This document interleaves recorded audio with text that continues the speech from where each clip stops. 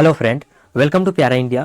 Friend, अगर आप GNM course कर रहे हैं तो आपके लिए ये वीडियो बहुत ही हेल्पफुल होने वाला है, क्योंकि इस वीडियो में हम बात करेंगे कि जो जीएनएम कोर्स 3 साल का होता है, तीनों साल जैसे फर्स्ट ईयर, सेकेंड ईयर और थर्ड ईयर में कौन कौन से सब्जेक्ट आपको पढ़ने होते हैं, कौन कौन से टॉपिक उस सब्जेक्ट में पढ़ने होंगे, फिर आपका एग्जाम कितने पेपरों का होगा और उसमें कितना नंबर आपको पास होने के लिए लाना होगा। चाहे आप इंडिया के किसी भी राज्य से या इंडिया भारत सरकार के माने पर आप किसी भी कॉलेज से पढ़ रहे हैं जहाँ पे जीएनएम कोर्स कराया जाता है, चाहे आप बिहार सरकार के द्वारा जो भी जीएनएम कोर्स कराए जा रहे हैं जिस भी कॉलेज में, चाहे वो प्राइवेट हो या सरकारी हो, सभी में यही सिलेबस फॉलो किया जाता है और इसी सिलेबस के अनुसार पढ़ाई होता है। तो आपको पूरी अच्छी तरह से सिलेबस जान लेना है, उसी के अनुसार से आपको पढ़ाई करना है, जिससे कि आपको एग्जाम में भी आप अच्छे नंबर से पास होके और साथ ही साथ आपको नॉलेज भी हो सके। साथ में वीडियो में आपको बुक्स के बारे में भी कुछ बता देंगे जो कि आपके लिए बुक हेल्पफुल होंगे, और हम आपको बुक के बारे में दिखाएंगे। तो बात कर लेते हैं सबसे पहले सिलेबस के लिए। तो सिलेबस देखने के लिए पीडीएफ है, ठीक।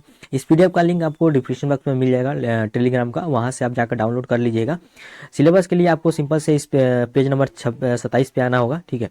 यहाँ पे आइएगा तो देखिएगा सर्कुलम यहाँ पे 3 साल दिया गया है, आपका जो कोर्स का साल है 3 साल आपको कोर्स करना होगा। यहाँ पे सबसे पहले आपको फर्स्ट ईयर में क्या क्या पढ़ना है उसके बारे में यहाँ दिया गया है।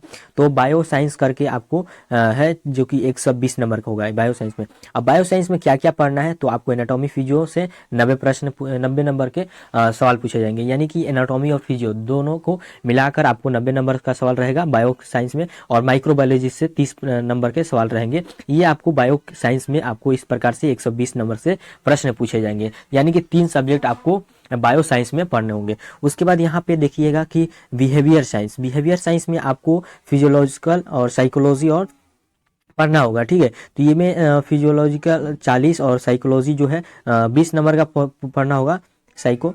तो टोटल आपको 60 नंबर के इसका एग्जाम होगा। तो यहाँ पे आपको पूरा समझ में आ गया होगा। अब फिर उसके बाद देखिए थर्ड जो सब्जेक्ट है वो नर्सिंग फाउंडेशन है। अब नर्सिंग फाउंडेशन में कौन कौन सा सब्जेक्ट पढ़ना होगा, तो नर्सिंग, फंडामेंटल नर्सिंग और फर्स्ट एड जो होता है ये पढ़ना होगा। तो नर्सिंग और फाउंडेशन 190 नंबर के प्रश्न पूछे जाएंगे, वहीं पे फर्स्ट एड से 20 नंबर के पूछे जाएंगे। इस प्रकार से दोनों मिलाकर आपको 200 नंबर का हो जाता है। यहाँ पे कुछ दिया गया है कि आपको कितने, जैसे कि 200 लैब करने होंगे, 6 से 80 क्लिनिकल दिए जाएंगे, 22 वीक का जो होगा ये आपको प्रैक्टिकल दिखाया जाएगा, यानी कि आपको हॉस्पिटल के द्वारा ये कराया जाएगा लैब। उसके बाद है कम्युनिटी हेल्थ, ठीक है। ये भी बहुत इंपॉर्टेंट होता है नर्सिंग के लिए, यह आपको first year, second year, third year में भी पढ़ना होगा। कम्युनिटी हेल्थ जो नर्सिंग है ये आपको 180 नंबर के पूछे जाएंगे। उसके बाद कम्युनिटी हेल्थ के बाद यहाँ पे नीचे आइएगा तो CNH1 है, उसके बाद इन्वायरमेंट है, उसके बाद हेल्थ एजुकेशन है, न्यूट्रिशन है। तो इससे 30 नंबर का न्यूट्रिशन से प्रश्न पूछे जाएंगे, हेल्थ से 40 और इन्वायरमेंट से 30, और उसके बाद CHNL से आपको 80 नंबर का प्रश्न पूछे जाएंगे, जो कि ये कम्युनिटी हेल्थ का है जो पेपर, उसी में ये सारा चीज आपको पढ़ने होंगे, जो कि 180 नंबर का होता है। तो कम्युनिटी हेल्थ में आपको इतना सब्जेक्ट आपको पढ़ना होगा 190 नंबर के लिए। यहाँ पे 8 वीक पढ़ाई होगा, 320 डेज। तो ये हो गया आपका। अब फिर यहाँ पे और नीचे आइएगा तो देखिए और भी पढ़ना होता है फर्स्ट ईयर में, जैसे कि इंग्लिश हो गया, इंग्लिश आपको 30 नंबर का पढ़ना होगा। कंप्यूटर एजुकेशन 15 नंबर का पढ़ना हो गया, और 10 नंबर आपका को सर्कुलेशन एक्टिविटी जो होता है।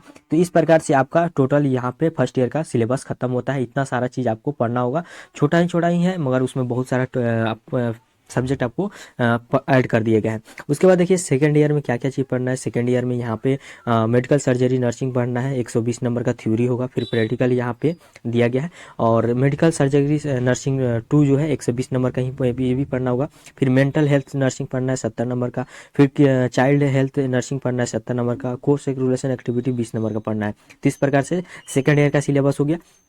अब थर्ड ईयर का देखिए, तो थर्ड ईयर में देखिए मिडवाइफी गायनोलॉजिस्ट जो होता है ये जीएनएम के लिए बहुत ही इंपॉर्टेंट होता है। ये आपको 140 नंबर के पढ़ने होते हैं। और कम्युनिटी हेल्थ नर्सिंग फिर दूसरा पेपर जो है, जो कि फर्स्ट ईयर में पढ़े थे, उसके बाद से थर्ड ईयर में आपको फिर से पढ़ना है 90 नंबर का, और कोर्स सर्कुलेशन 10 नंबर का पढ़ना है।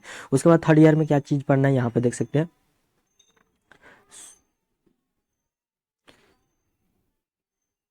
पार्ट 1 था ये, ठीक है। थर्ड ईयर में पार्ट 1 था, और पार्ट 2 में और भी चीज़ है, इंटर्नशिप होता है। तो इंटर्नशिप में आपको क्या क्या पढ़ना है, नर्सिंग एजुकेशन हो गया 20 नंबर का, इंट्रोडक्शन ऑफ रिसर्च और स्टेटिक्स जो हो गया।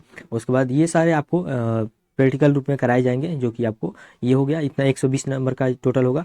उसके बाद क्लिनिकल जो हो गया, यहाँ पे आपको कितना दिन की नकल कराया जाएगा किस चीज़ में, तो यहाँ पे उसका डेट दिया गया है, कितना वीक आपको पढ़ाना होगा। अब जैसे कि हो गया आपको एनाटॉमी फिजियो जो आप सब्जेक्ट देख चुके हैं, उसमें आपको क्या क्या चीज़ पढ़ना होगा, कितने नंबर का प्रश्न पूछे जाएंगे, यहाँ पे सारा चीज़ यहाँ पे फिर से मेंशन किया गया है, आप यहाँ पे आप देख लीजिएगा। अब नीचे आते हैं कि जैसे कि टॉपिक कौन कौन से पढ़ने होंगे, उसको समझने के लिए आपको उसको भी हम आपको बता देते हैं।